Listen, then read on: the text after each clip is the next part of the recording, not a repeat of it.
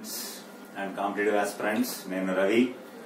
For this video, in the point of surveys, reports, ranks, we discussed very important for the different competitive exams. Adi ISFR 2019, ISFR 2019, India State Forest Report 2019. భారతదేశంలో అటవుల విస్తీర్ణం ఎంత ఉంది, ఏ రాష్ట్రంలో ఎంత అటవీ విస్తీర్ణం ఉంది, అలాగే ఇది ఎన్ని సంవత్సరాలకు ఒకసారి రిపోర్ట్ వస్తుంది, ఎవరు రిలీజ్ చేస్తారు, 2019లో ఎవరు రిలీజ్ చేశారు అన్న దాని మీద మనం ఒకటి చూద్దాం. Here ISFR 2019 India state forest report 2019 December 30, 2019న విడుదల చేశారు. It was compiled by Forest Survey of India, Dehradun. Forest Survey of India అనే సంస్థ డెహ్రాడూన్ లో ఉన్న ఈ సంస్థ తయారు చేస్తుంది లేదా ప్రిపేర్ చేస్తుంది. Union minister of forest and environment and climate change Prakash Javadekar was released this report on December 30, 2019 in New Delhi. అయితే ఈ report 16వది. This is the 16th report. Originally, it is bilineal report. అంటే 2 సంవత్సరాలకి ఒకసారి ఈ రిపోర్ట్ ని మన దేశంలో విడుదల చేస్తారు. 2017లో 15వ రిపోర్ట్ ని రిలీజ్ చేశారు. 2019లో 16వ రిపోర్ట్ ని రిలీజ్ చేశారు. అకార్డింగ్ టు దిస్ రిపోర్ట్, ఈ నివేదిక ప్రకారము మన దేశంలో ఉన్న మొత్తం అటవీ విస్తీర్ణము ఎంత అని అంటే 8,07,276 చదరపు కిలోమీటర్లు. The total forest area in the country at 8,07,276 square kilometres, which was considered as a 24.56% of the total geographical area of the country. ఈ మొత్తం అటవీ ప్రాంతము దేశ విస్తీర్ణంలో 24.56% ఉంది. అయితే 2017 నివేదికతో పోల్చితే మన దేశంలో ఫారెస్ట్ ఏరియా పెరిగిందా తగ్గిందా? అటవీ విస్తీర్ణము 2017 నివేదికతో పోలిస్తే పెరిగింది. అంటే రేపు క్వశ్చన్ ఏమవచ్చు అంటే 2017 నివేదికతో పోల్చితే 2019లో అటవీ విస్తీర్ణము ఆప్షన్ ఏ పెరిగింది, ఇంక్రీజ్డ్, ఆప్షన్ బి తగ్గింది, decreased, there is no changes, మార్పు లేదు, పెరిగి తగ్గింది అని కూడా ఆప్షన్స్ లో ఇవ్వచ్చు. కాబట్టి పెరిగింది. ఎంత పెరిగిందంటే 5,188 చదరపు కిలోమీటర్ల విస్తీర్ణం పెరిగింది గత నివేదికతో పోల్చితే. అది 0.65%, గత నివేదికతో పోల్చితే 0.65% పెరిగింది. కాబట్టి 5,188 దీంట్లోంచి మైనస్ చేసేస్తే 2017 రిపోర్ట్ లో ఎంత అటవీ ప్రాంతం ఉందో మనకి ఈజీగా వచ్చేస్తుంది. అయితే ఇందులో 5,188లో 3,976 చదరపు కిలోమీటర్లేమో ఫారెస్ట్ ఏరియాను, 1,212 స్క్వేర్ కిలోమీటర్లేమో ట్రీ కవరు పెరిగింది. వృక్ష సంపద పెరిగింది, ఫారెస్ట్ కూడా పెరిగి మొత్తం 5,188 చదరపు కిలోమీటర్ల విస్తీర్ణం గత నివేదికతో పోల్చితే భారతదేశంలో పెరిగింది. అయితే ఇక్కడ మనం చాలా కీలకంగా తెలుసుకోవాల్సింది ఏమిటంటే, పెరిగిన అటవీ ప్రాంతంలో లేదా పెరిగిన అటవీ విస్తీర్ణంలో ఎక్కువ అటవీ విస్తీర్ణం పెరిగినది ఏది అంటే ఓపెన్ ఫారెస్ట్. ఓపెన్ ఫారెస్ట్ లో ఎక్కువ అటవీ విస్తీర్ణం పెరిగింది. దాని తరువాత వెరీ డెన్స్ ఫారెస్ట్, అత్యంత దట్టమైన అడవుల్లో అటవీ ప్రాంతం పెరిగింది.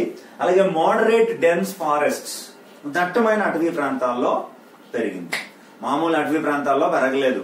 ఓపెన్ ఫారెస్ట్ లో పెరిగింది, దాని తర్వాత ఏమో దట్టమైన అడవుల్లో పెరిగింది, అలాగే అత్యంత దట్టమైన అడవుల్లో పెరగడం జరిగింది తప్ప.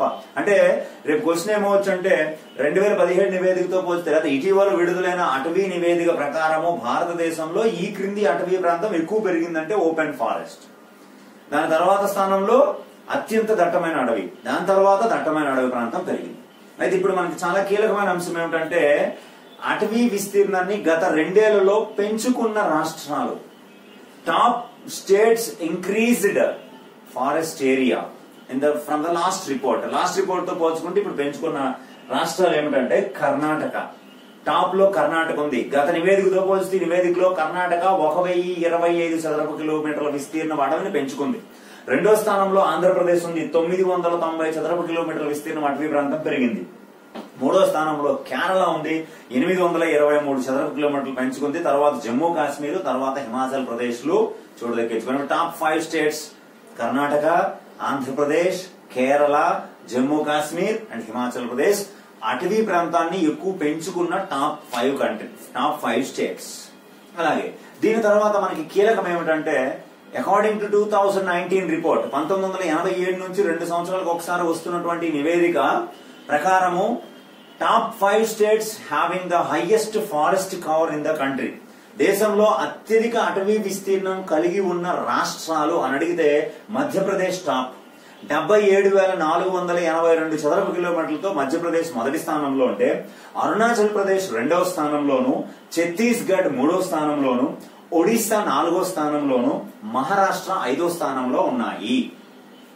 దాని తర్వాత చాలా ఇంపార్టెంట్, పర్సంటేజ్ పరంగా ఆ రాష్ట్ర విస్తీర్ణంతో అటవీ ప్రాంతంతో పర్సంటేజ్ ని తీసుకొస్తే ఇన్ టర్మ్స్ ఆఫ్ పర్సంటేజ్, శాతం పరంగా విస్తీర్ణంలో శాతం పరంగా అడవులు ఎక్కువగా ఉన్న రాష్ట్రాన్ని మనం తీసుకుంటే మిజోరాం టాప్.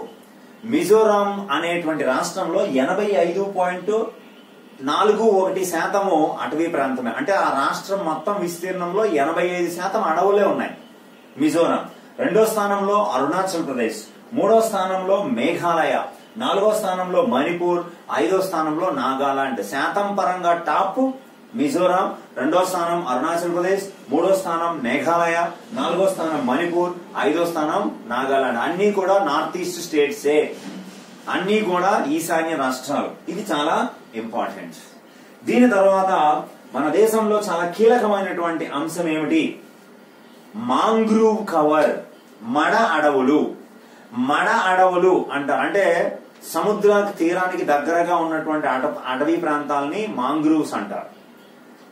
ఎప్పుడు నేలలు చిత్తడిగా ఉండి మంచి మంచి బురద నేలలుగా కలిగి ఉంటాయి చిత్తడి నేలలు. అలాంటి మాంగ్రూవ్ మడ అడవులు ఈ సంవత్సరం సర్వే ప్రకారము 4,975 చదరపు కిలోమీటర్లు ఉన్నాయి మాంగ్రూవ్ ఫారెస్ట్ కవర్. అత్యధిక మాంగ్రూవ్ ఫారెస్ట్ కవర్ పెరిగింది గుజరాత్ లో. రెండో స్థానం మహారాష్ట్ర, మూడో స్థానం ఒడిశా.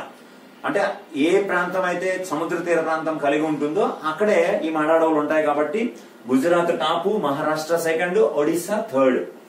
అలాగే ఈ సంవత్సరం బ్యాంబూ కవర్, వెదురు, అటవీ ప్రాంతంలో వెదురుని కూడా పరిగణలోకి తీసుకుంటే ఆ వెదురు మొత్తం 1,60,017 చదరపు కిలోమీటర్ల విస్తీర్ణంలో వెదురు పంట ఉంది. అయితే ఇక్కడ ఒకటి బాగా గుర్తుపెట్టుకోవాలి, 2016 సంవత్సరంలో కేంద్ర అటవీ మరియు పర్యావరణ శాఖ వెదురుకి వృక్ష హోదాని లేనట్టుగా ప్రకటించింది. Bamboo is not a tree in the forest area. In the forest area it is considered as a tree. అటవీ ప్రాంతంలో రిజర్వ్ ఫారెస్ట్ ఏరియాలో వెదురు అనేది చెట్టుగా పరిగణిస్తారు. దాన్ని నరికితే శిక్షలు ఉంటాయి. మామూలు ప్రాంతాల్లో మైదాన ప్రాంతాల్లో వెదురు అనేది చెట్టు కాదు లేదా మొక్క కాదు, ఇట్స్ ఎ బుష్. అది ఒక పొద. ఇక్కడ వాళ్ళు నరుకుకున్న ఎలాంటి చట్టము దానికి ఇంప్లిమెంట్ కాదు అని ఇటీవల చెట్టు హోదాను కోల్పోయింది వెదురు. కాబట్టి అది బాగా గుర్తుపెట్టుకోవాలి. ఆ వెదురు కూడా భారీగా కార్బన్ ని ఉద్గారాలని స్వీకరిస్తుంది. It absorbs lot of carbon. అందుకోసమని 1,60,017 చదరపు కిలోమీటర్లో వెదురు పంట అటవీ ప్రాంతంలో ఉంది. అలాగే ఇప్పుడు కీలకమైనటువంటిది, for the first time in this report, ఈ రిపోర్ట్ లో మొదటిసారిగా బయోడైవర్సిటీ ఇన్ ప్లాంట్ స్పీసీస్, అంటే మొక్కల రకాలలో బయోడైవర్సిటీ, జీవ వైవిధ్యం ఎలా ఉంది, ఎన్ని రకాల మొక్కలు ఉన్నాయి అన్నింటినీ కూడా క్యాలిక్యులేట్ చేయడం జరిగింది. అందులో భాగంగా 325 రకాలైనటువంటి ప్లాంట్ స్పీసెస్ తో, మొక్కల రకాలతో 325 మొక్కల రకాలతో కర్ణాటక అగ్రస్థానంలో ఉంటే, తమిళనాడు 252 మొక్కల రకాలతో రెండో స్థానంలో ఉంటే, 242 మొక్కల రకాలతో ఆంధ్రప్రదేశ్ మూడో స్థానంలో ఉంది. ఇది మాత్రం చాలా ఇంపార్టెంట్ అయినటువంటి అంశము, ఖచ్చితంగా గుర్తుపెట్టుకోండి. Karnataka top, Tamil Nadu second top. అంటే ప్లాంట్ స్పీసీస్ వెరైటీస్ లో, బయోడైవర్సిటీలో, ప్లాంట్ స్పీసీస్ వెరైటీలో, జీవ వైవిధ్యంలో, మొక్కల రకాలలో కర్ణాటక టాప్ 325 రకాల ప్లాంట్ స్పీసెస్, రెండో స్థానం తమిళనాడు 252 ప్లాంట్ స్పీసెస్, మూడో స్థానం ఆంధ్రప్రదేశ్ 242 ప్లాంట్ స్పీసెస్ మనకు ఉన్నాయి. అలాగే వెట్లాండ్స్ చిత్తడి నేలలు, చిత్తడి నేలలో దేశవ్యాప్తంగా 62,466 చదరపు కిలోమీటర్లు విస్తరించి ఉన్నాయి చిత్తడి నేలలు. అందులో Gujarat top, west Bengal second place లో ఉంది. Gujarat top and west Bengal second place. చిత్తడి నేలలు మన ఫిబ్రవరి 2వ తేదీన వరల్డ్ వెట్లాండ్స్ డేగా పాటిస్తాం, చిత్తడి నేలల దినోత్సవం. ఆ చిత్తడి నేలలు గుజరాత్ మరియు వెస్ట్ బెంగాల్లో ఎక్కువగా ఈ సర్వే ప్రకారం చూపించడం జరిగింది. ఇది మనకి చాలా కీలకమైనటువంటి information. Forest survey of India satellites ఆధారంగా ఈ నివేదికని 2 సంవత్సరాలకు ఒకసారి మ్యాపింగ్ చేసి విడుదల చేయడం జరుగుతుంది. మొదటి నివేదిక 1987లో forest survey of India Dehradun విడుదల చేసింది. దాని తర్వాత 2017లో 15 నివేదిక, 2019లో ఈ సంవత్సరానికి సంబంధించి 16వ నివేదికని డిసెంబర్ 30వ తేదీన విడుదల చేశారు. Okay, thank you.